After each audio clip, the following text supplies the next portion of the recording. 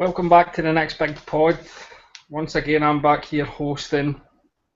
Tonight on the call, we've got Sam, Cal, Rocco, Andy, and Alex. Before we jump into the fights, I just want a couple of minutes. So, if you can give me a couple of minutes just to kind of get through this. Last week, basically, there was a bit of confusion with regards to the podcast. Sorry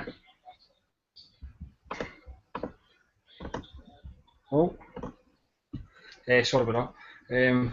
Basically, like, Shep had a bit of a meltdown, and apparently we brought the pod into disrepute. I just kind of want to clear this up. I shouldn't even begin into this, but I wanted it anyway. I was under the assumption that Shep was coming on last week, but I was told that he was working, so basically I thought that he was still going to be the host. He was asked again if he was going to be on Thursday. He said no, he wasn't coming back on. I thought he was basically trolling, and the gist of this is basically like he was kind of carrying on with Cal for the last couple of weeks, and Cal put on a poll on the Twitter account to see who wanted to be the host. I won.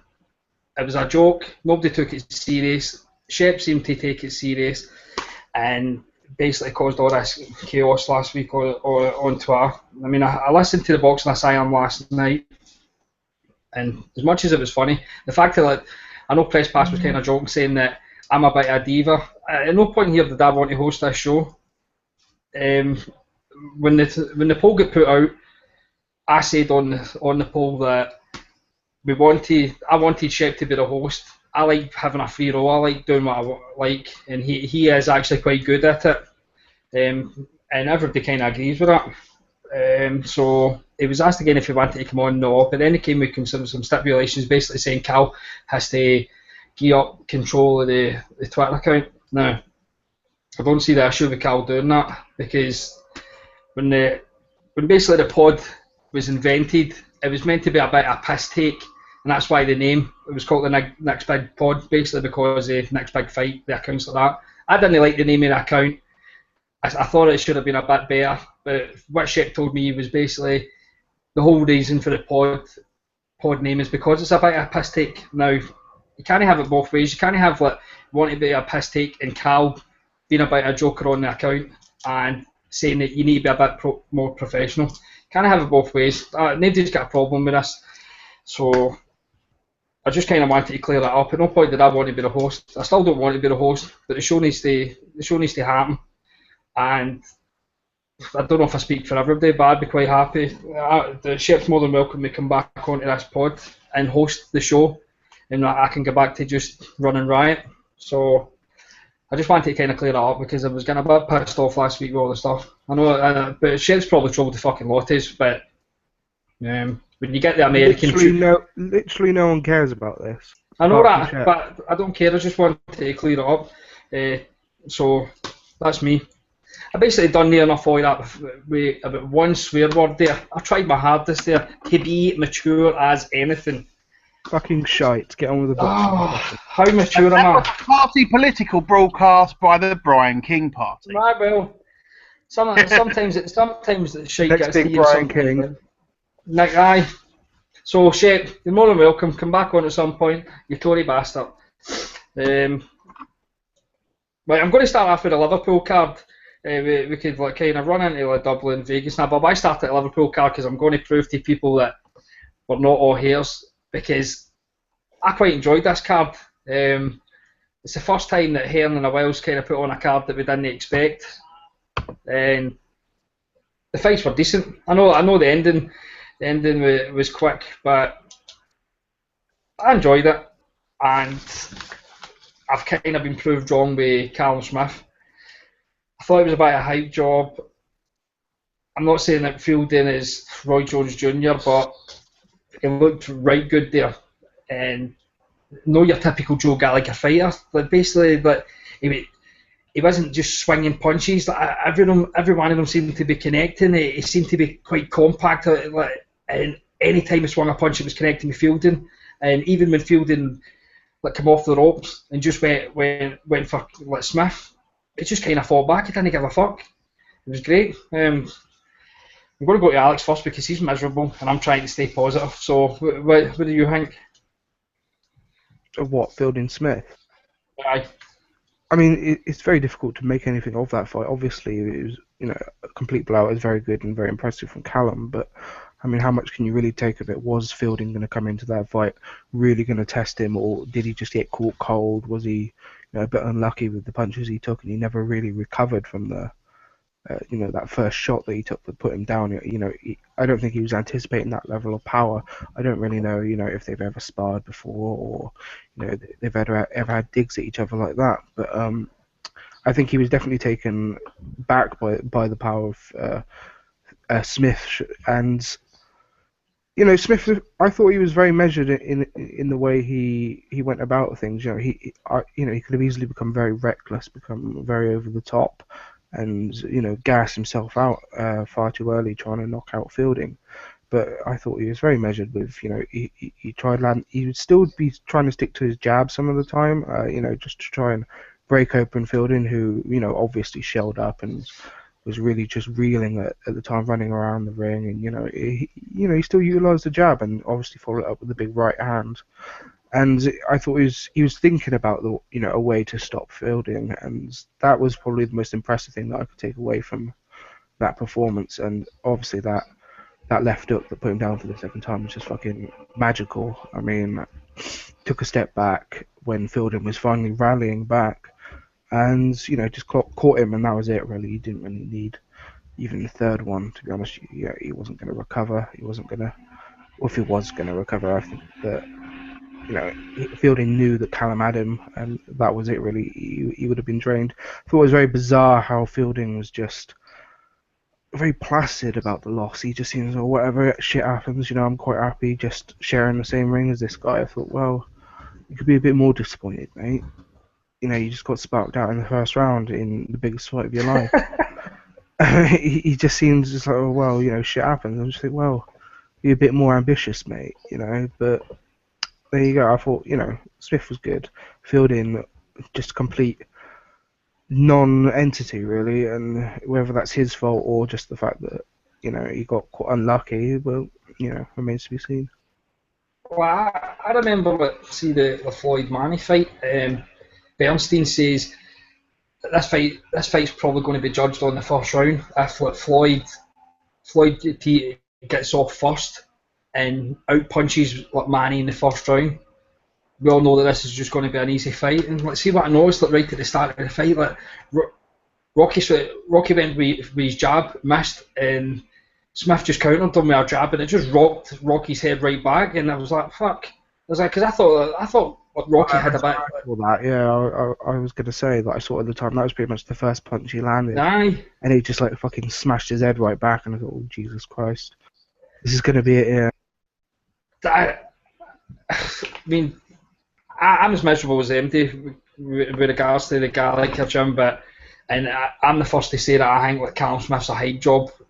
I said I've been on record as saying that he's just a taller version of Scott Quigg, but maybe his opponent maybe look good, but I think Callum Smith maybe just going to be one of the guys that the better opponent, the better he's going to look. Maybe he was just kind of getting dragged down. Rabrise even made George Groves look bad. So maybe that's the thing. He just needs better opponents. He might not be one of these British fighters that you're just going to put in with shite for a couple of years. He just needs to be through in the deep end, and that's when he's going to perform. Carl, what did you think of the fight? Yeah, well, first time I watched it, I was fucking hammered, so I was pissed off with Rocky, obviously, because he lost in a round. But I've watched it back again, and I just thought he just got caught cold.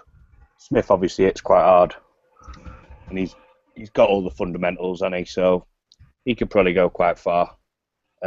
And I think he's the soundest of the Smiths, to be honest. Listening to him in the pre-fight and stuff, he seems like a nice enough fella. He doesn't seem arrogant or anything. He seems like he's quite down to earth. So good luck to him. He's one Smith that I don't mind winning. Sam?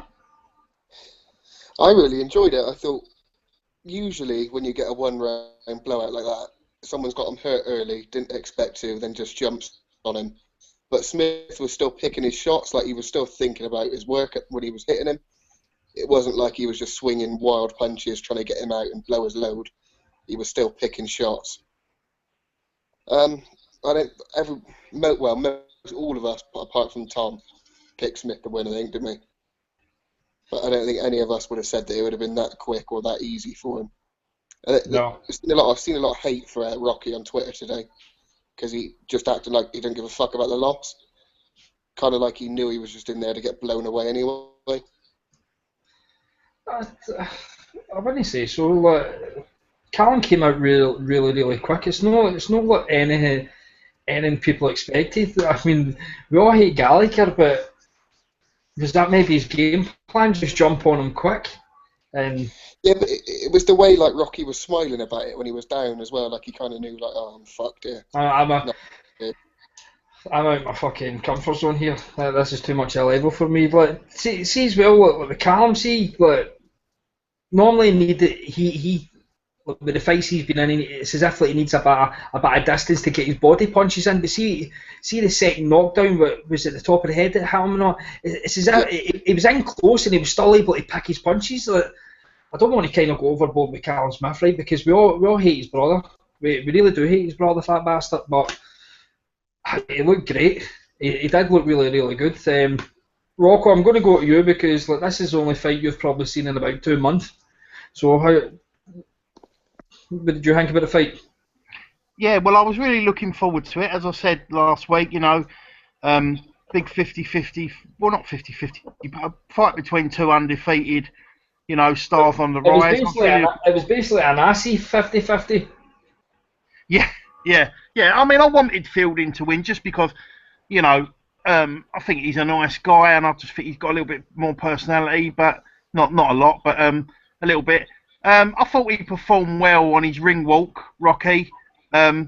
Sung Sweet Caroline well. And that was about it. Great song. Once he got in the ring, I mean, I broke off my night's work to come in and watch it, and my missus just laughed. She went, "Is it over already?" So I went, "Yeah, you can stick Jonathan Ross back on," or whatever it was. Who was in the boot at the time when you went back in? What's that, mate? Was there anybody locked in the boot of your taxi? No. Back to the thing. Hang on, 1 second. No, I thought. He blitzed him, and it was one of them because the emotion, like there was a bit of need, a little bit, not between the fighters, but a little bit of needle, before it, and it was just one of them. He just come out and blitzed him, and I mean that can happen in any fight really, but especially like one where there's a bit of needle. They come out. If one bloke goes down early, and the crowd are roaring, the crowd are all up. He either tries to hang on and see it through, or he tries to fire back. And credit to Rocky, he did try and fire back, but he just, Callum just looks, very tall, very like long, gangly, and obviously that first knockdown rocked him, and he tried to fire back. Good luck to him, and he lost. But at least now we know that argument's settled. So we can forget all this thing of Eddie, having everyone win a world title first. They've had a fight, and Callum's the better man. Who knows? Fielding can rebuild like James DeGale done. Whether he's to that level or not, but he can rebuild, and there's nothing. What's wrong if Callum, because if Callum drops the I mentioned him dropping this title after a couple of fights if he's looking for world honours. The British. What's wrong with Rocky? See, this is the thing, like with Eddie. What's wrong with someone like Rocky Fielding just being a British champion? There's something good in that, but yeah, everyone has to be aimed at a world title. Do you know what I mean? And fighting all these eliminators and ranking fights. There's nothing wrong with just being a good British champion. Well, see the thing with that though. Look, there isn't really many guys at super middleweight that Callum Smith would be able to fight to win that belt outright, and he's above British level as he proved at the weekend. Rocky Fielding's probably the second best guy that he can maybe fight. So I don't know whether I don't know whether he can keep his belt while going for like the mandatories. And I don't know if he can do that. Can he do that, like Alex? If he like kind of goes for like they stupid WBC silver belts, He's got that. So, but if he defends the WBC, is he still allowed to keep his British? He's not got the WBC silver, has he? Yeah, he's got the silver, and he won that. He's got intercontinental or international or something, is he not? No, he's not. He's not the official Mando yet. He had an eliminator, I think. No, I know that, but you know, like, I'm pretty sure like the fight before, because I'm pretty sure that Stephen Smith said something like the first time this has ever been achieved, like three brothers or something, or like holding WBC international belts or something like that. Fuck's sake. No, Rocky Fielding was the WBC international champion. Callum Smith was, but he gave it up about 2 fights ago and fought for the silver. And Rocky's last fight against Brian Vera was for the WBC international. Right, so he's got the silver belt, right? He got silver belt. Okay. Right, well. I mean, I did. At first, I thought, as I say, well done to him, but I did christen him Rocky Fell Down because that's what happened. But no, he fought back and he made a fight of it, and for a round, and we know now. We know. Do you know what I mean? So on next. The silver was on the line for this fight. Is that right? So, yeah, you must be able to have one and defend the other. But they let Fat Bastard Paul Smith fight for the world titles, didn't they, when he was British champion? So they might let him keep it. Yeah, they didn't strip him until fucking he got sparked out. Well, not sparked, but destroyed by Abraham twice. But at British level, who's going to challenge him? There's not much point, is there? That's what Jamie Cox. Got on to him, obviously. It's not going to happen, though, is it? No, definitely not. Callum said in the post-fight interview that he might not defend the title, but he was just basically wanting to win it. Well, That makes sense. Aye. Well, I'm looking at the rankings, and basically, what I think they might do is Heyman's probably maybe at some point he's maybe going to get Badr Jack into fight with the fake Chavez because that's like money for everybody, isn't it? But maybe he's going to get like the unification fight with like Jack and DeGale, so that kind of belt stays there. I think like Callum Smith is going to maybe need to go through one of the Darrells. And Andre Darrell, I heard him last night in the asylum saying that Andre Darrell's not even ranked anywhere. They've took him right out the ranking system. It's Anthony that's still top fourth. Andre Darrell, see since he lost to DeGale, I don't think he's had a fight and he's dropped out of everything. Well, they're better off going with... They'll switch it up. Martin Murray's going to get beat by Abraham, then they'll switch it up and go for Abraham's belt again. The Sauerlands will come begging with their hands out, go and give us some TV money. I'll have a match, though, is it? Oh, of course. Even a draw's bad enough. A draw's bad enough for me. That's fucking horrific, to be honest. But you're a Pactard, shut your mouth. You're a fucking Floyd Mongo twat cunt. Little Mo. Oh, my baby 49-0. Boom! Right, we've got a caller on. Just say one thing about the Bradley, Bradley Pacquiao, although we've seen it twice before and the fights were alright, they weren't amazing. It's 2 top 10 pound for pound guys going at it to see who's the best in the 147 division now Mayweather's gone, so you can't complain at that. That's probably the best fight. I'm not talent-wise. I'm moaning that Brian had the first fight draw because he's spastic. Would you say they are top 2 then in 147? Because I'd say it by quite a distance. Resume, but then obviously Kell Brook might beat both of them. Bradley's got quite an underrated resume, I think. A lot of people overlook him. But you look at his resumes, he's actually, apart from Manny, he's probably got the second best resume in that division. So if they do fight them two, then that means neither of them two will be fighting Khan or Brook. So, neither of them are getting a big fight, are they? Because you would say, I know Floyd's retired, but you would say the top 3 welterweights are Floyd, Manny, Bradley. So, if none of them are available, then Brook and Khan, again, should be fighting each other, but won't be. Yeah, basically. Well, that kind of I seen on boxing scene that Manny said that he's 4 options. He's got it down to 4 options now, and Floyd's no longer running them because obviously he's took his lesson. He's known that it doesn't matter if he has fucking RoboCop shoulders. He's still going to get his fucking shit pushed in, right? His options are Crawford, Bradley. You say we've got a fucking caller on.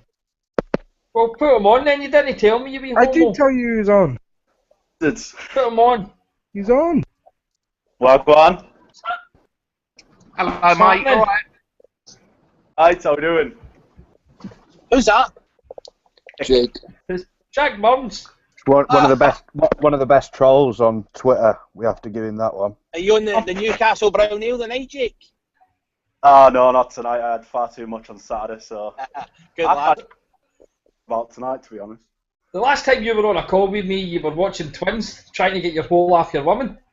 That was a fucking nightmare. Don't even get me started. Right, what you on for? Because... Well, I'm actually just watching Bradley Rios now, and it's just... Robert Garcia, I don't know... Why do people... I think people sign with him because he's a pussy. And he doesn't actually... He's not a coach, he's more mates with all his fighters. Because they don't seem to have any pressure on to actually make weight half the time. No, you go on about... bad for that. All is absolute. I mean, I think all of them must have brain damage by now. I mean, they're all... Take as many fists to the face as you can in the first round and see how far you get. The mad thing is, like, his brother's like the anomaly for that camp who has, like, he's the one that's actually the boxer, and he's fucked off. All the rest of them are like he just trains them. He's basically the kind of fucking Mexican Joe Gallagher who just trains everybody the same way. They're all roasters, aren't they? The worse than Joe Gallagher's. Well, but at least he owns his own gym. Fair one. Oh, they must only start trimming weight like a week away from the fight. Rios looked like a fucking. He looked like he'd just come out of a fucking camp or something on the scales on Friday. It was horrible. Well, I can't remember where it was I heard that or where it was I read it that. I honestly can't remember. Maybe it was your pod, Alex. I'm not sure. Like Garcia himself seems to be old school. He's not brought in the kind of nutritionists or nothing like that. He's still doing it like a couple of weeks out, like doing subs, running, fucking shit like that, just trying to drop the weight. He's not bringing nothing any new techniques to it, and he's like Jim's kind of proving that. But is that his job though? I mean, surely that's the boxer's job. Well, true, but not. Ever since he signed up with South Coast Mitsubishi, they've been getting fucking pumped. Pacquiao had that for the Floyd fight as well, didn't he? Oh my baby god! Yeah, but did you watch the for the Showtime Floyd against Maidana? I think it was the second one. They're training like they were right in camp, and they were having a fucking barbecue with all the fucking Spanish. Was Chepo there for fucking Canelo's camp? They were just having a bit of a laugh, just eating fucking burgers. I remember that. They had a barbecue table set up, and they had like half a pig, and it was like bits of meat and steak everywhere, and it was like bang in the middle of camp. What the fuck was that about? No wonder they don't make meat. Maidana's looking trim after the fight, though. To be fair, he might be able to get down to fight Tony Bellew after Master Night. What is? Like a small. See out the 4 options for Manny. Would you be happy with Bradley? No, because Bradley was being a bit of a weirdo in the last fight. He just seemed like he was drunk half the time. He didn't seem to be. He didn't look interested in the second fight, did he? Or was that... I think he was doing well. You forget forget the first 5 rounds. He's a fireman now. He wasn't the fireman. He thrives in the fire. He loves it. He puts the flames where he wants them, and then he extinguishes the flames. Before, he couldn't do that. So, is that what firemen actually do? Do they just put the fire out straight away, or do they actually just move fire around? Sort of half a job, Harry's. Fucking Harry Potter. I don't know. I quite like Garcia. He seems to be always decent in interviews now, but that's probably because like if somebody seems to be approachable and that, you kind of take to them a wee bit better. Whereas like Joe Gallagher's an absolute fucking bellend, isn't it? And that's why we hate him. But It's not doing well. Who's all in like Garcia's camp that's actually getting wins? He was over here. Was he? No, he brought Magdaleno over, didn't he? He brought Gradovic over this year. Yeah, and he brought Magdaleno. Was he not Magdaleno's trainer as well? Was it Magdaleno? It was for like, Terry Flanagan. I'm positive it was. I think it was. He's taken major losses anyway. I mean, I remember like Freddie Roach, I think it was like maybe last year, the year before, and just everybody in his camp was getting stiff in this. Did you say the first one was he brought over? Radovic this year for Selby. Yeah, Radovic, yeah, I was just going to say him, but I thought you mentioned him already. I'm pretty sure he was in Magdaleno's camp. Maybe I'm wrong, but I'm never know. I've just got some breaking news. They're doing a gloves are off between Eubank and Spike O'Sullivan. For fuck's sake. And obviously Joshua against White. Like, soon they're just going to be doing them for like Ricky Burns against Josh King. Josh King. They'll just have constant gloves are off. Like the whole card. Think about that, Josh King. That little fat fucker's been up to 150 before. He was fleshy at lightweight, wasn't he? Imagine the size of the cunt then. Jesus Christ. Oh, this year he was fighting at welterweight and then randomly jumped up to cruiserweight. Fucking hell. I remember that lad. His world title shot fought a guy who'd been to welterweight, then up to cruiserweight and down to super middle again. Fucking joke. You getting else, Jake? Or you just want kind of shitting Garcia any longer? Get on that bastard, isn't it? Nah, no worries. Crack on, boys. Right, cheers for that, mate. Nice one, mate. A bit fat. Cheers, Jake. Cheers, mate. Yeah, I'll just go back to you again, Alex, just to get you. Like, see the four options like Crawford, Tim, Garcia, and Garcia. That was fucking one that popped out of nowhere. We find well know Garcia's not happening, and can. It's between Bradley or Crawford. Surely that Adam's not going to work with Heyman. Yeah. I mean, it seems. I've always thought it's going to be Terry Crawford for Manny. I just don't know. I've always said that I think that Bob wants to pass that torch, or maybe you're right that it's a bit too much of a risk. But I've always thought that Crawford would probably, well, not always thought, but more recently thought that Crawford probably does beat Pacquiao. It's difficult to say.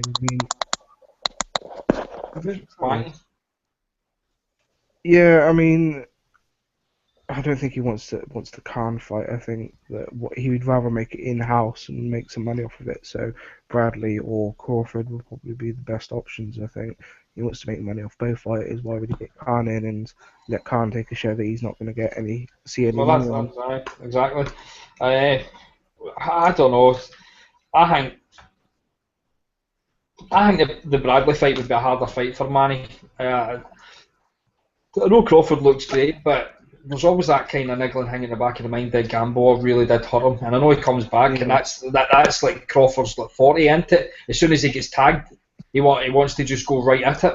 But I wouldn't. I don't grudge Bradley the third fight.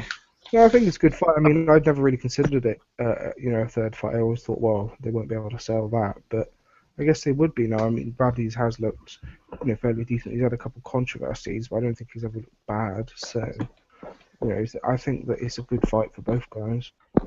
Right, hold on. Look after that. Sorry, but was that right? Aye. Yeah, no, I was just going to say. Apparently, Bob's presenting him with the 4 or 3 offers this week, and Manny's going to make the decision on this fight based on. He's going to watch videos. He said like the money. So basically, whether he wants to see who he can make the most money off. But yeah, apparently he's going to make the decision. So, and that apparently is going to be like later this week. So, easy fuck. Bob's going to make that decision, not Manny. Freddie Roach will make that decision, not a fucking Bob. If it's going to be his last fight, I did read a thing saying that Manny said like it's going to be his last fight before he goes for the whatever he's going to be, like the election thing. So he wants to go out like with a win. So yeah. But I know like it was an easy win in the end, like the rematch against Bradley. And this is going to shock you here because I'm going to stick up for Manny here and shite on Floyd, right? And I know people had like the first fight like a clear win for Manny, right? But I don't believe it is. Bradley right now is number 2 behind Manny, okay? Floyd fights fucking Berto, then retires. His last fight he fights Berto. I mean, if this is to be Manny's last fight and he fights either Khan, Garcia, Bradley or Crawford, I mean, fuck me.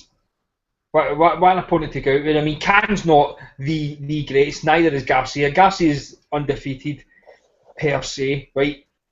I wouldn't mind the Floyd Khan fight. It was better than nothing.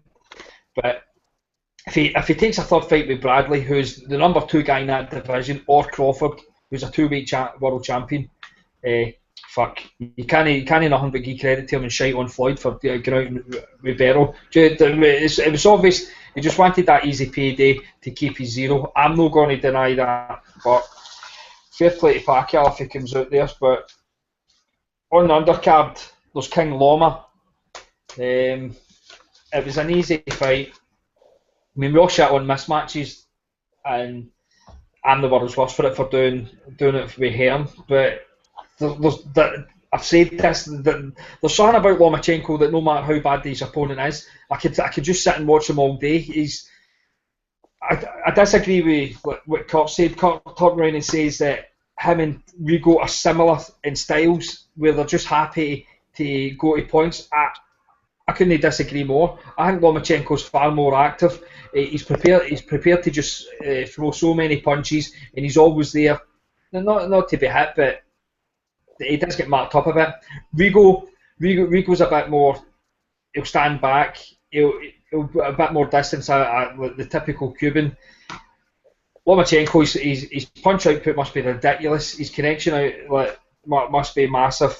I could just kind of watch him all day. He's great. I agree. His opponents have been absolutely shite. I think the only viable fight is against Rigondeaux. I need Bob Arum to just go to the fuckers and say, much money do you want? No, you're not getting that, you wee greedy bastard. You're living in a hut. This is how much you're going to get, or you're not going to get paid any other money. Make that fight. Rigo probably just needs to bite the bullet and say, right, 126, but he doesn't need to come in at that. Just do what a Pacquiao done, but obviously Pacquiao drained every fucker, didn't he? And come in at his weight, comfortable. I mean, Rigondeaux's got the power to clean out MD, and he's got the power to knock out Lomachenko. Lomachenko will come in like a bigger guy, but it's the fight that we want. Alex, I know you're absolutely shatting this fight of the weekend because of the opponent, and Yankee should have got him out of there quicker, but he should have. I'm biased. I'm obviously biased. I'm just happy to watch the guy fight. I mean, people were kind of getting bored with his fight when I was in Vegas, right? But I was just sitting there, just watching the guy. Like, see the way. Oh, he's fantastic to watch. I'm not saying that. I absolutely love watching him fight, but he should be getting guys out of there like that. I mean, the same with Rigondeaux against some of the opponents he's taking 12 rounds. You think, well, you should get that guy out of there. You've got the power to do that. Maybe Lomachenko doesn't have the same power as Rigo, but just based on pure ability and the absolute gulf and levels, you should be able to knock these guys out. I mean, or at least force a stoppage where you're just absolutely destroying them against the ropes. You have to spark them clean out, but you could, if you're so that much better, then you should be able to force a stoppage quicker than 10 rounds. True. Cal, you must be like everybody else, a massive fucking fanboy of King Lomachenko. Oh yeah, I do actually like him. It's normally not my style that I like, people that can actually box. But yeah, I really like watching him fight. But I weren't that interested in this fight. There's levels of how bad the opponent can be like, and that was just beyond a joke, really. Like, there was 0% chance of him ever losing that fight unless he fell over and smashed his head on the corner. He weren't going to lose that fight. So it kind of takes out any intrigue of watching the fight. If you're just watching for the spectacle, and it's good enough. But I watched that 4 rounds and then I just went fast forwarded till the KO. Yeah, I mean, it is good spectacle, but you get the same sort of thing in a sparring match, and you don't really want to watch a sparring match. You're there for competitive boxing. When the results are foregone conclusion, it's a mismatch, and no one really likes watching it. There's so many good fights that he could get in. Like, if there was no politics, what boxing fan says every day, but if there's no politics, the fights that you could get from Lomachenko and Rigondeaux and all them guys down there, it'd be unbelievable. But sadly, we probably won't see many of them. Politics, though, everyone who's anyone at that weight is with Heyman. Yeah, true. But he did say he wants a Salido rematch. Nice. But the thing is, I think Salido's going to end up being at 135 to rematch Martinez. I think they're going to. They were talking like Martinez looked as if he was absolutely dying to get to 130. So I don't know whether they're going to rematch 135. That was Karma, that one, wasn't it? Is that the one that ended up a draw? Martinez fight, not Martinez. Basically, Salido won the fight but get robbed. Yeah. That was a bit of karma for coming in 7 stone overweight against fucking Loma. So deserved, even though I backed Salido that night and he was just bullying him around the ring for most of that fight. That was a bit of an unlucky one. Andy. By the way, the good doctor's coming on, but as soon as he mentions anything heavyweight related, we're kicking him off. Yes, right. See what I like about Lomachenko. I'm not saying they're similar as in style, because they're clearly not. But see back in the day with Ricky Hatton, see where he would just kind of shift all his weight onto the one side, like quick, so he could like generate power for a body punch and all that. That's what Lomachenko did. See the way he just kind of pivots to the right hand side to make space to put his body punches in. It's great. I mean, I was talking about Lomachenko yesterday, and it was Andy Patterson that says that the reason he's probably not getting these knockouts quick is because he's never set his feet. He's basically constantly on the move. And what I noticed in round 8 is he done exactly that.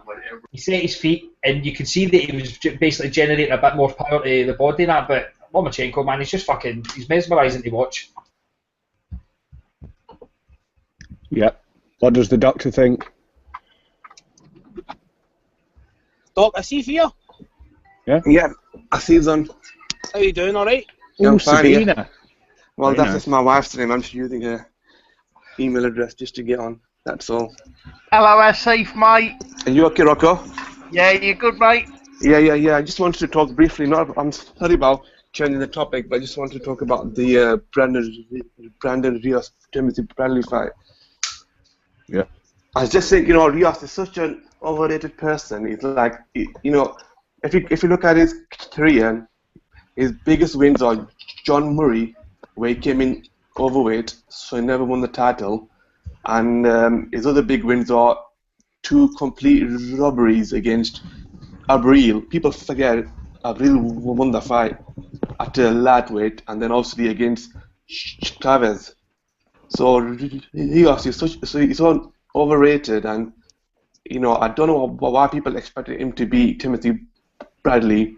He's not in Timothy Bradley's league, in my opinion. He's fat. He's been overweight for the John Murray fight, even overweight for the Abril fight. He just about made the fight yesterday in terms of the weight.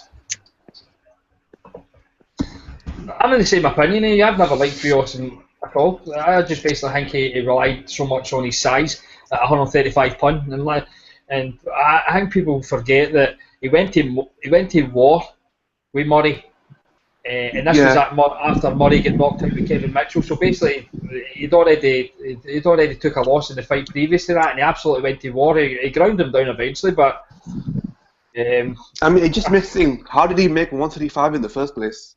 You know what I mean, in the beginning. But, I mean, he has some good wins. His best win is probably the first fight against Michael Rado. That was a good fight. I give him credit for that fight.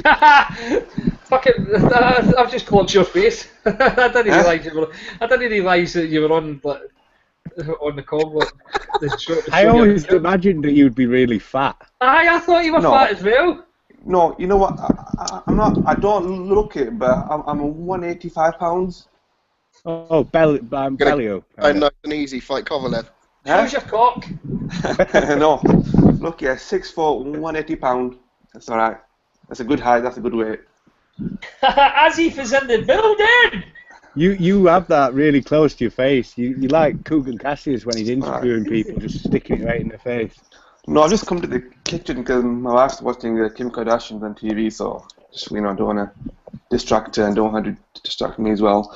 But just going, so that's all I really wanted to say. Really, I'm not going to. I've just got one question for you, Doc. Yeah. Do you know? You've just liked my tweet about the gloves are off thing? Yeah. The spike and the thingy. Yeah. What do you think about him? Just he's watering it down a lot, isn't it? Oh, you know what? The gloves are off are supposed to be for the special fights, not the big fights. Yeah. They're supposed to be for the big title fight, like the Carl Frost Groves and the bloody Klitschko Fury. That makes sense. But when you got two little guys, you know, it's like what the heck, man? It's like you might as well get bloody Scott Cardell and that guy for the day, whatever his name was. It's like it waters it down too much. You know, the gloves are off. It's like people look forward to it, but then if you're doing it every week, it's like, you know, what's the point? It takes away the excitement. But I hope they don't make a habit of it. But I know Johnny Nelson's pretty shit at hosting them as well. I think you've got Max Kellerman, who's good at hosting them. I don't rate like him, but he's good at that. And then Johnny Nelson, who's a massive spaz. Johnny Nelson's shite, man. He's Have you empty. Johnny Nelson lacks the sound of his own voice, in my opinion. Yeah. But just going back to the September the 12th, December the 12th, I don't know if people have heard, but it's probably going to be pay-per-view. Well, Yeah. I'll tell you something else. A safe. Yep. Buffer is going to be December the 12th. Well, let's hope you get people's bloody names right this time. Asif. Asif, Yeah? how do you see the Joshua White fight going? Oh, Josh is going to knock him out in the first 2-3 rounds. It's no one-sided than Joshua Gary Kodesh. Yes, yeah. That's what I was wanting. But like I said, I'll watch it, but I expect Anthony Joshua to, when it's being built up, let's look at it from a different angle, which I always try to do. Dylan White is not a ranked boxer. He's not ranked in any organization for what that's worth. He's not beaten any credible opponent himself.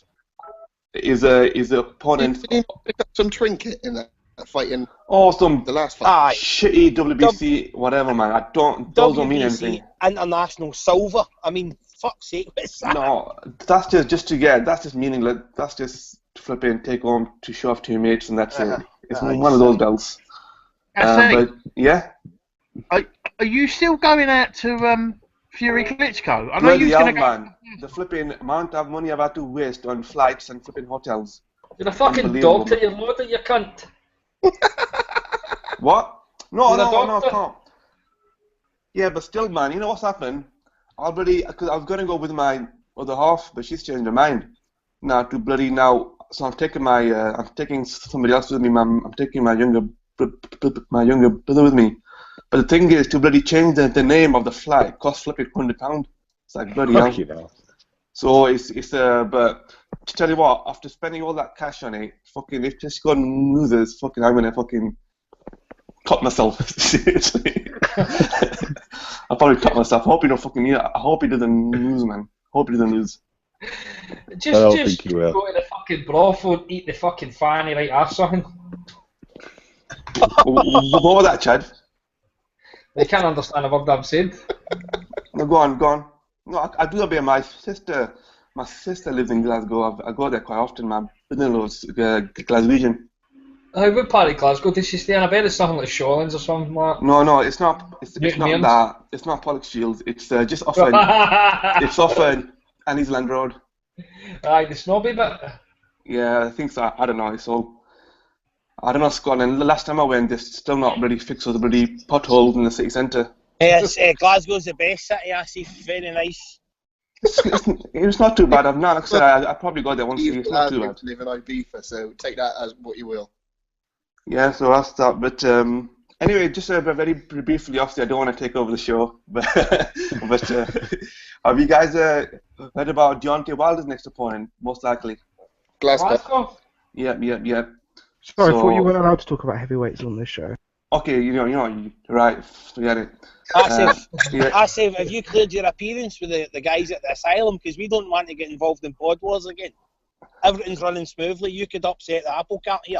Look, yeah, I don't need the asylum need me. Asif is money. I shall not be owned. Yeah, that's a saying. But I was saying, yeah, so, yeah, the big fight, and obviously next week's going to be pretty shit, isn't it? Nothing on next week. There's one heavyweight fight I'm interested in, Asif. It's Bermane Stivern. Tepper against Hellenius. Is that still happening? Oh yeah, that's in December the 19th. That's going to be a good fight, man. That's going to be on the radar, Tepper and Hellenius. Yeah, because I think that'll be Joshua's. He'll fight the winner of that in the next year. They might do, but you know what will happen, in my opinion? If Glasgow fights Wilder, I've got a feeling Klitschko will take a voluntary in April, and he'll fight possibly the winner of that, or he'll fight the winner, or he'll fight Luis Ortiz. Thing is that right now Klitschko's actually sparring with Hellenius. He's calling him down for sparring. So them to sparring together now. So I think if Klitschko finds him an easy spar, should he win, he might fight him. But the thing is, if Glasgow fights Wilder, because Glasgow's a mandatory fighter, so that what the IBF will do, they'll go down the list. Yeah. And if you look at the list, Erkan Tepper's pretty high up. So in the list, so I won't be surprised if Erkan Tepper beats Hernandez. I won't be surprised if he fights Vladimir Klitschko. Asif, you've been caught. Andy Patterson has just tweeted that you're on here. You're caught. You're not allowed back on the asylum. Yeah. Look, I'm not going to lose sleep over it. You know what I mean? I still sleep like a baby. It don't matter to me, man. But you know what? We ain't got a timer on you either, Asif. Let me tell you one thing. You know what? This is the first time I'm on the next big pod, and you know what? It's the only pod that's made me feel really welcome. You know what I mean? You know what I mean? You know what? I feel free to air my opinions, my voices. I'm not being interrupted. I'm not got any American guys just talking crap. You know what I mean? Talking crap in here, just interrupting. No haters in here. There's no prima donnas. Well, there was one, I think, and he went. So. Oh, you know, I should show you my house, man. I should show you a tour of the doctor's head. What is going on? Will you take back? You slagged us off on the asylum a few weeks back. Look at that was just for a bit of publicity. That was just a bit of publicity, business. Get my name out there. You know what I mean? Get my name out there. Are you alright, Floyd Mayweather? You know what? I want to say about Floyd Mayweather, man. I don't know what you guys think. I'm not a Floyd Mayweather fan. I couldn't care about Floyd Mayweather. No. I watched his fights and they sent me to sleep, but you cannot argue that guy is the best of our generation. You fucking right, sir. You know what TNT. Boom! If that was anybody else, if that was, say, Amir Khan, who'd beaten Canelo, Maidana twice, Guerrero, beaten Cotto, people would be saying, oh, what a great fighter. If anybody else had the CV of Floyd Mayweather, they'd be saying, what a great fighter. But just because it's Floyd Mayweather, they hate to admit it, and that's the bottom line. I don't care. I'm not a welterweight fan. Obviously, I know the big stars. Yeah, I know you got Mayweather, Pacquiao, Golovkin. I know the big stars are, but as a complete neutral, and being completely objective, I can say Floyd Mayweather. When I look at his CV on BoxRec, you think, fucking hell, look at the names he's beaten. Who else can say that? Asif, you're welcome back on. Well said, my man. Right. I'm just telling you like it is, man. You know what I mean? So just keep the real Asif, my man. But, and so that's no disrespect to Pacquiao's fans. Pacquiao's a top fight as well. And the reality is, if you look at who he's beaten a lot of Mayweather's and leftovers. So Pacquiao's not getting any pubes. Huh? Pacquiao's not getting any pubes. Probably not. We've been staying for ages. So you can call back then if you want. Asif, the latest today apparently is Floyd's done an interview, basically caning Broner. So yeah. I know. I mean, I read somewhere about 2-3 weeks ago that he wants to come back for the number 50, and perhaps he wants to come back as a face. Well, I read about a few weeks ago that as long as it's not your face, Rocco. I read that them two are in talks for a fight next May, so you never know what's going to happen with that. I think the odds are Mayweather is going to come back. Who he fights, we don't really know. It's not going to be Amir Khan. If Packer fights in April against Bradley or whoever, then Mayweather, if he does fight, I imagine he might just fight Adrian Broner. And people will watch it as much as, you know, it's the two hated boxers in the world, but people will pay to watch it. I'll tell you what, if after this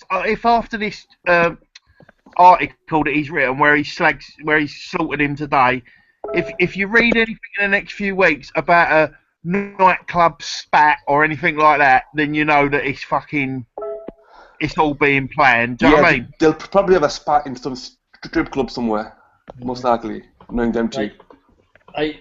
We're going to need to jump on, Assis. Is that everyone then? Yeah, that's my man. Thanks a lot, man. And, you know, Right. keep up the good work. That's all I can say. Cheers for coming on, mate. With Swap Euro dance music, eh? No problem. Take care, lads. See you in a bit, pal. Cheers, Asif. Thanks, mate. Nice one. That was a good call. As he fucking firing fucking shots at Patterson.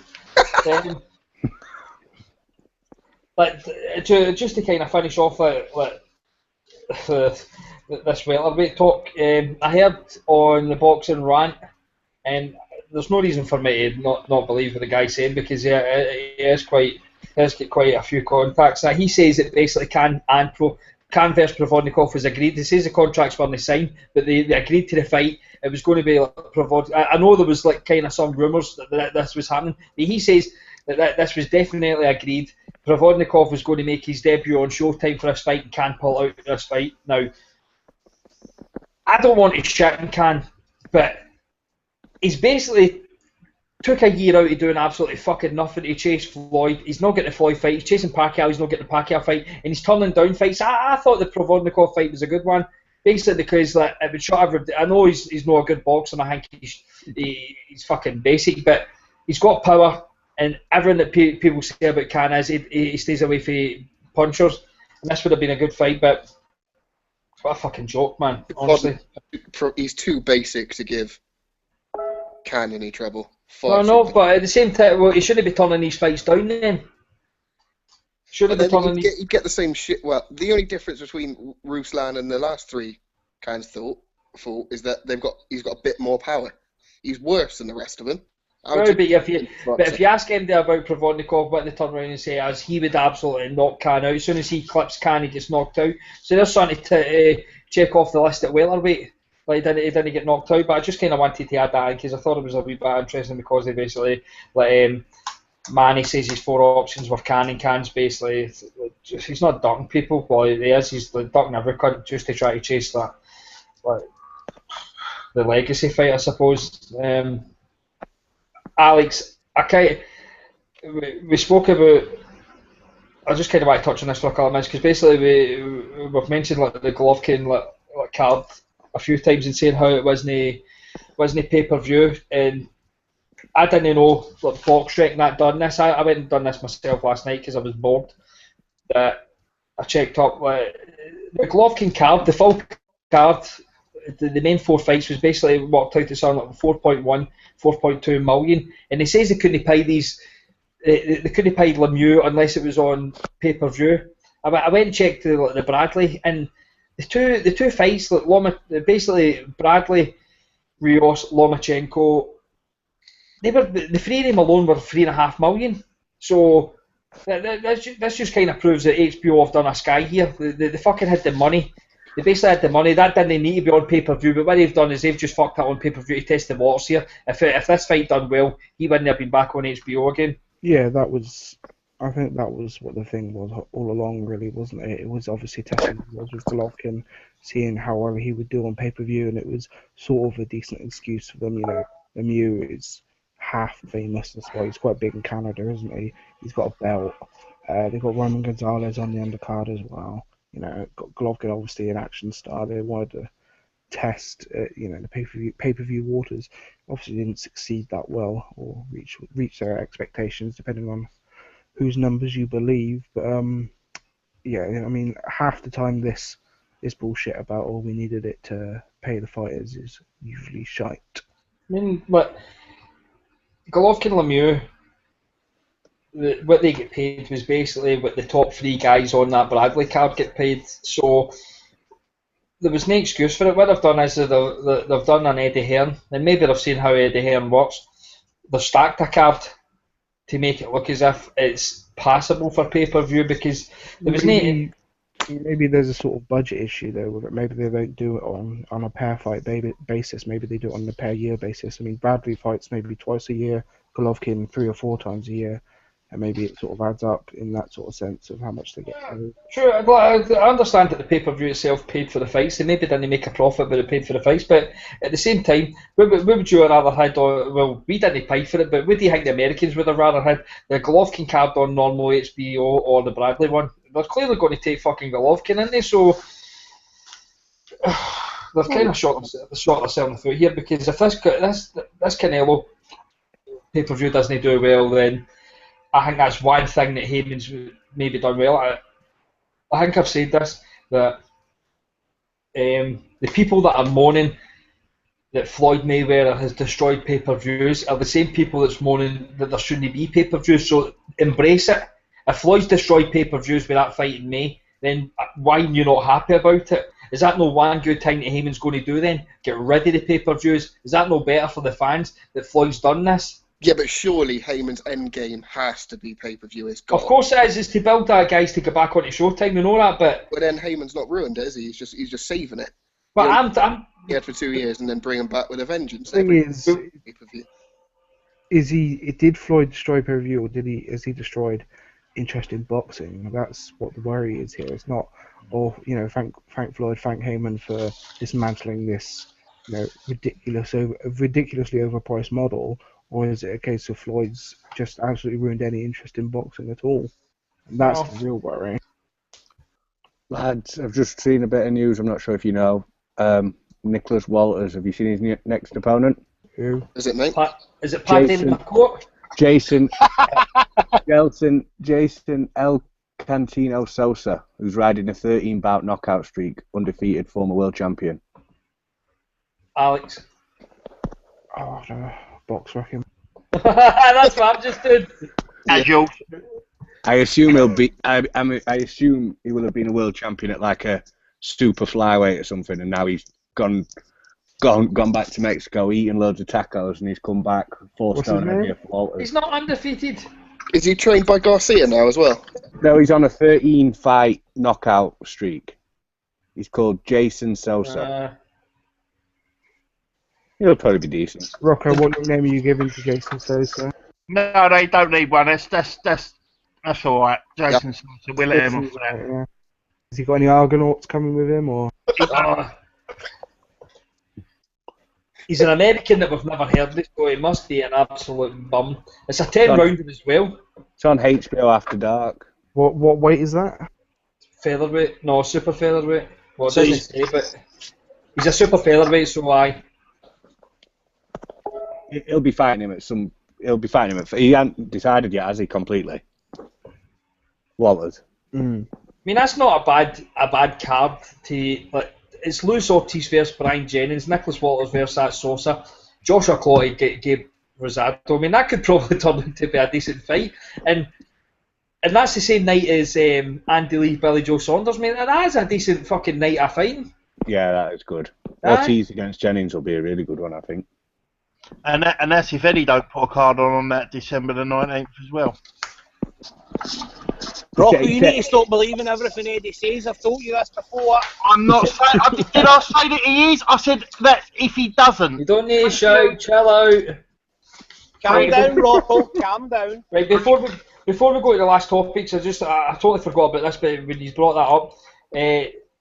You mean we're not on the last topic? Fucking hell. No, I know, but I'm actually enjoying this podcast. See, last Thursday I was absolutely depressed. It's probably the worst thing I've ever done, and I'm a snide ride, and I've get put a lot of fucking bursts of disappointment. But that is the worst thing I have ever done. But I totally forgot. I don't think it is. Based on our DM chat, I don't think that is the worst thing you've ever done. No, I don't. Bastard. It's definitely not the worst thing you've done. If anybody listened to the podcast last week, they'll clearly know that when it comes to cruiserweights, I am a fucking casual. Bellew versus Masternick, I do not have a clue who this guy is. That fight was announced. They tried to make it as out if it was like something great, but we were promised. Well, we weren't promised because like we don't give a fuck. But he turned around and says that Bailey was going to be in a world title fight by the end of the year. This isn't a world title fight. I don't even know who this guy is. Have any of you seen him actually fight? Don't all speak at once. So even if what Masternak? Wasn't Bellew cleverly too an eliminator? No. He called that as an eliminator, but it didn't actually lead to anything. He just brings the word eliminator out the closet at any time it suits him, doesn't he? It's always that's one of his phrases to say. He's wanting to bring Kell Brook out the closet. He's that far inside it, he's in Narnia. But so none of you have seen this because I know you're going to turn around and say has Bailey got a good chance of winning? Yeah, I mean Masternak's pretty bang average. I mean every time he stepped up he's lost, looked a bit shit. I mean he got robbed in his last loss against that Mueller. Kalenga I think just completely outworked him. He looked really shit in that fight. Against Drozd he looked okay. Drozd is obviously a decent champion now. He had a couple good rounds, but again, he just got mostly bullied about. I think the problem with Bellew is obviously doesn't have the work rate of someone like Kalenga. So, this is why I think it's a bit closer than the bookies. Bookies have it 5-1 for Masternak to win, which I think is a fucking belt-in price. I think it's a lot closer than that. But if it's in it's in London, I suppose, not Liverpool. But Masternak. And the thing is, Bellew, he's got no good wins at cruiserweight. Masternak's obviously a career cruiserweight. He's tough. He's very tough. I mean, I don't think Bellew would chin him. Bellew's giving it the whole, I'm going to war with him, I'm going to knock him out, blah, blah, blah, blah. But he's not. He's either going to bore him to death like he did against Shalemba, or, that's about it, really. I mean, he's going to get knocked out and he's going to have absolutely zero performance. Is the whole point of fighting a guy like this not to fight somebody that's higher in your rankings so you can get up in the rankings? Well, apparently this is going to be for the Euro title and also an eliminator for one of the belts. Which you bring me on nicely that he's above him in the WBA. He's certainly not going to go for Denis Lebedev. He's not even ranked in the WBC. But the WBO, because Glowacki's apparently going to get stripped, isn't he? They're not going to go WBO because Usyk is number one. Right. There's no way they're surpassing him. Who's the IBF champion? Ramirez, him at Oval Mackenzie, through it. There you go. And they are ranked with the WBC, but really lowly, and I think Eddie can pull that off. Is Rakim Chakiev the one that Olaf Alabi just beat? Yeah. So he'll be top 3 maybe as well. So you're talking that maybe Bellew might have to beat one of them to get the mandatory position? It'll be IBF because at the moment 1 and 2 is unranked with the IBF. But it can't. Surely, well, we all know that they've all got relationships with the organisations, but surely, if Tony Bellew's ranked 6 with IBF, surely beating the 9th guy doesn't put you in 1 and 2. That does the maths don't work out here unless I'm doing Rocco maths. Well, look at fucking Eubank versus Gary Spike O'Sullivan. That's the number 1 guy against number 13 guy, I think. The eliminator. They called Campbell and Coyle an eliminator, and they were ranked 14 and 15 with the WBC as well. Exactly. It's a lot of shite. Yeah, I mean, it's going to be IBF simply because Bellew has a chance against Ramirez. There's no chance he beats Lebedev. Absolutely no chance he beats Glowacki or Usyk. And is that Drozd not an old man? He's oldish. Cruiserweight's all old. I think all in their 30s, mid-30s. I think. I can't remember. What about Makubu? Is he good? He's a fucking beast, mate. So will he beat Drozd because he's number 1 in the WBC? Yeah, maybe. I mean, I've been high on Makubu for quite a while. I think that he probably would, but that's just my opinion. I definitely I'm going to go to IBF for it. Yeah, Ramirez. I mean, if you saw the Oval fight, you seen how shit he looked. He hasn't looked much better in the rest of his career.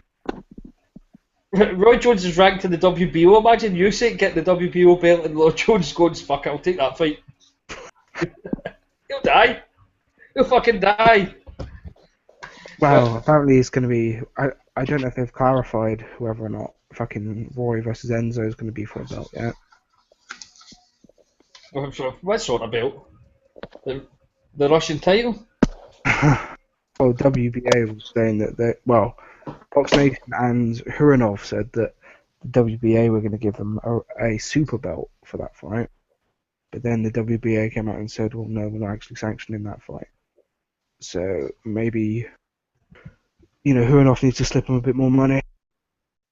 I'll get plenty of it.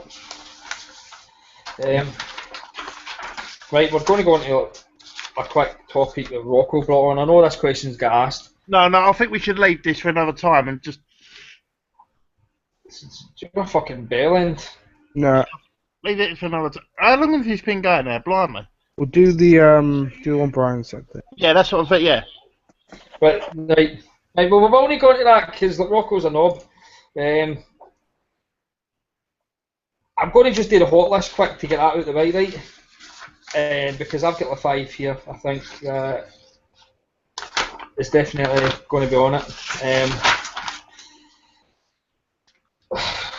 Does anybody get any fucking person to go into the hot list? I'm going to nominate Peter McDonough because the guy is a freeweight Irish champion. Not only did he win it at light, he didn't win it just at lightweight, right? He's won it at welterweight and light middleweight. But not only that, he won it at lightweight, then he won it at light middleweight, then won it at welterweight. That is fucking talent. Yeah, Floyd's never done that. It's Floyd, hasn't he? Fucking won 3 belts at Irish titles. He's definitely not. I'm also going to nominate Kevin Bizier because he won at the weekend, and it just makes it an absolute fucking farce that Kell Brook's going to fight him next year, who he's already beat a guy that beat him this year, and that's just going to make his resume even worse. And Hearn would have been fucking pissed off at that because I think it'd have been easy to fucking sell the other boy, Lawson, because he was undefeated. Yeah, I've crowned him as double done by Dan. Double done by Dan. Are we going to put Dodd on the hot list? Yes, Dodd's got That's the next person. Dodd's on the hot list because what a fucking re-scrap that was. I can't believe how happy I sounded tonight. I'm going to end up having to say something. Reason to put him on. He didn't have a moan. You can't put Ricky Burns on it before you try. Kill yourself. I nearly said something there that would have took clean off of that forever, and I wouldn't be able to delete that. Number 2, we've got to fucking shoehorn Teddy Atlas in here because as much as I think the guy's an absolute fanny pad, some of the shit he was saying in that corner was unfucking believable, man. I don't know how. Do you think he actually sits and thinks he this stuff up, or he's just full of cake and comes out with it halfway through a conversation? He's a fucking egomaniac, isn't he? He's crazy. We're a fireman. We will extinguish this fire. Fuck up, yeah, dick. Well, I think what happens is when he sees the camera on him, he starts saying, right, stop, move, hit to the body, move, blah, blah, blah. The camera's on. We're firemen. We extinguish the flames. It's like, look, Tim didn't know what the fuck was going on here. He's like, yeah, coach, yeah, sure, coach. I'm listening, coach. Shut up, yeah, fucking dafty. But he's getting in there anyway because he is an absolute fucking nut job. But like I keep saying, Sammy Gravano should have took him out when he was training him back in the day. If any of you know who Sammy Gravano is. He's a fucking grass. Sammy the Bull's a grass. Fuck him. He's a snitch, aye. He is. He's grasping John Gotti. He's basically like he's basically Prince Patel. Did you see Prince Patel grassing on fucking Paul Butler at the weekend? That was unbelievable. He's a textbook grass, isn't he, that fucking Princess Patel? Aye, fucking snitch, man.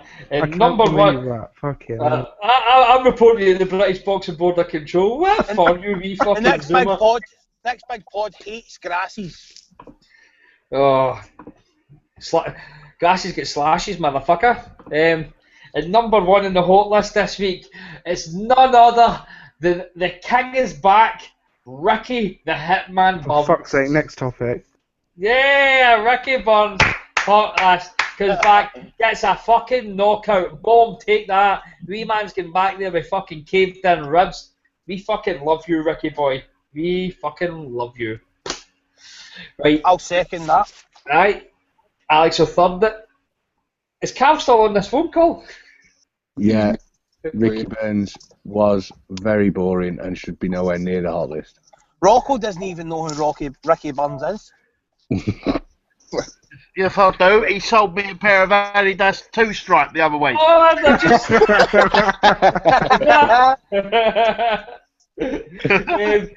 I've just seen we're going to go to the last thing to do. That maybe people can add this into the topic that we're going to do. But I've seen Paul Webb, press pass Paul Bobag cunt wank, is just tweeted that ex-boxer Yusuf Makfro's coming out party at famed LA gay bar.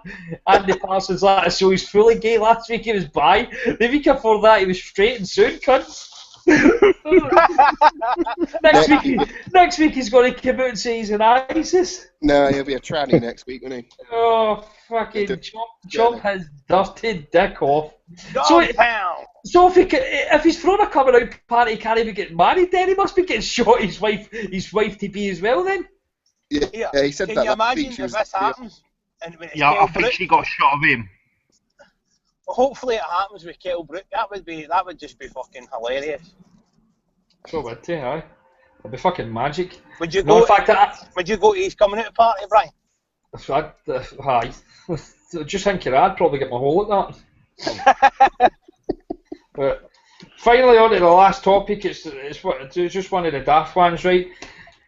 You seen in the papers that Chris Eubank was supposedly linked with I'm a Celebrity, but I'm pretty sure that he's been linked with that before, or maybe like Big Brother. But kind of got me thinking. He's already been in Big Brother, hasn't he? Has he been in Big Brother? Yeah, one of the first like celeb ones, like ages ago. He was in there. And Can't remember that. Because he's a fucking front. Yeah, he got voted out first, I remember that. I'm going to go to you first, Cal. See if you were putting that I'm a Celebrity out of the boxing world, who would you want to be in there for you to fucking try to compete and win this thing? Oh, to try and win it? Well, you're not going to fucking die in there, do you? But you're not a winner. That's why you're not a fucking Floyd fan. You're not born a winner. You don't want to win. I'd obviously want Matisse in there, so he'll quit straight away in the fucking eating challenge. Shep can come in with him as well, because he's a quitter. Who else can we have? Fucking Rocky Fielding didn't put up much of a fight either, did he? We'll have him. I don't want Mashadon anywhere near me, because he looks like he'd fucking carry on all fucking day if Fat Terry let him. That you? Yeah, I'll have them 3 quitters. Rocco, you better not come out with fucking Gareth A. Davis for this shite.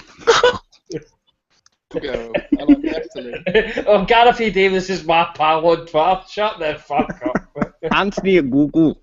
Anthony at Google likes wrestling. I'd like him to be in the jungle with me, even though I probably starved to death, but at least he'll talk to me about Hulk. Here's a good question. Who knows less about boxing, Rocco or Gareth A. Davis? Oh, the hate. Rocco, who would you have in fucking I'm a Celebrity? Right, so this is to having I'm a Celebrity. What? So, right, so people obviously I'm going to get on with and want to be stuck in a jungle with, yeah? Yeah, and they'll help you win. Yeah, that's the object of the show, Rock. Yeah, but it's not a team game. It's to help you win. It's like an individual. Just pick 5 fucking names. I think you'll find that as a team game because you get split into 2 teams and you have to try and win. Okay, right, okay. So, right, I'll have Anthony Ogogo because because he's a nice lad and I think he's genuine and you said he this likes last week. I have something to talk to. Tyson Fury because a lunatic, isn't he? The same as last week, Rocco. Need a bit of fanny. Bit of fanny. From last week. Yeah, random Takate girl. Who else? Deja vu.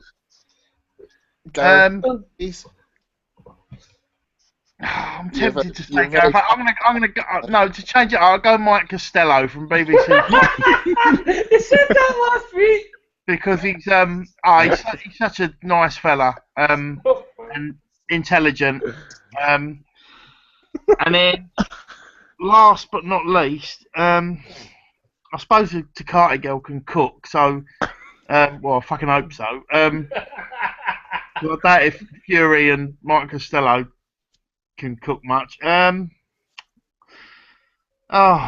Decisions.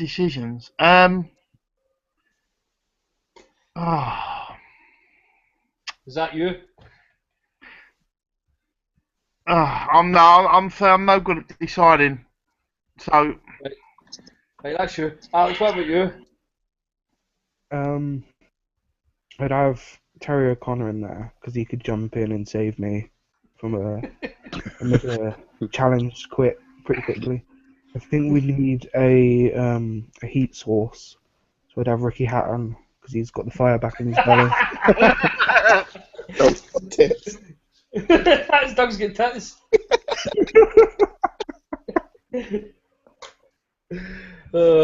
Anybody else? Right. I've got a couple. Right, go. Right, first I would have Teddy Atlas, because in case there was a fire for the wee barbecue bit, because he seems to think he's a fireman. My second choice would be Youssef Mack, because I know there is a lot of like tigers and lions in the jungle, and he is scared shitless of pussy. So I would like to see that. And the third person I would have would be Nick Healing, so I could fling him into the wee lagoon and watch him get ate alive by crocodiles. Sam, what about you? I was going to say Youssef Mack because they make him eat kangaroo dick, and we know that he can shoot. I'd probably take Anne Wolf in me because I'm a bit fat, and she'd probably whip me into shape, so I'd come out looking ripped. Don't lie, you just want to shag her. I'm fleshy at the weight at the minute. I had another one, but I forgot who it fucking was. No, it'll come to me in a minute. Carry on. I interrupt you later on. Have I got to everybody, aye? Yeah. Yeah. Right. I see that Nick's actually thought this was right enough further than me. Basically, I want to fucking win this thing, right? And I'm going to get in there, and I'm hardly the fucking the skinniest guy, right? So I want to get in there, and the people I would pick to get in the jungle with me is basically Youssef Mack, Cale Brook, and Orlando Cruz, because they'll eat anything. So they're going to get me fucking stars, and they'll be able to win me fucking food. Is this your wet dream or your I'm a list? Scott Quigg, because he's a Mongo, and basically he'll not need to eat food because he'll just eat bark and shit, and so that'll be more food for me. I'd take big sexy Sean Turner because he's a big fat cuddly cunt and he can be like a hammock for me instead of me fucking lying on the ground. Yeah. I'd also go for Virgil Hunter because when I'm starting getting fucking hunger pains and all that, he can fucking hypnotise me with his sweet nothings. And finally, I'd take Oliver McCall because he's an absolute fucking crackpot and he burst in Greek rock, and I'd be able to get a fucking laugh at him. So at least I'm not as bad as that. Fucking brilliant. Would you not take Seamus Macklin in there as well? Because he probably has some gear shoved up his ass from one of his Marbella. I would just like to say the comments of Sam is not the comments end on this pod, and we actually support and appreciate MGM Marbella Gym. Fuck yes. MGM. Right, so I won't be going to Spain, so I ain't gonna be getting shot. You're not going out of London, you fucking weirdo bastard. Rocco, you've not left your postcode in the last 6 years. Wrong. Factually wrong. What's factually right is you get nonced as a child. Right, so I think that's enough. We can finish up there. I just want to finish off and just say if Shep's listening to this, he's more than welcome to come back anytime to host this show. In the meantime, I'll keep hosting. I'm your host, Andy Patterson, and I'd just like to thank all Hey, the viewers. Dave. Leave a comment on iTunes, whatever, all that gay shite. Fuck the Queen. Bye. Cheerio.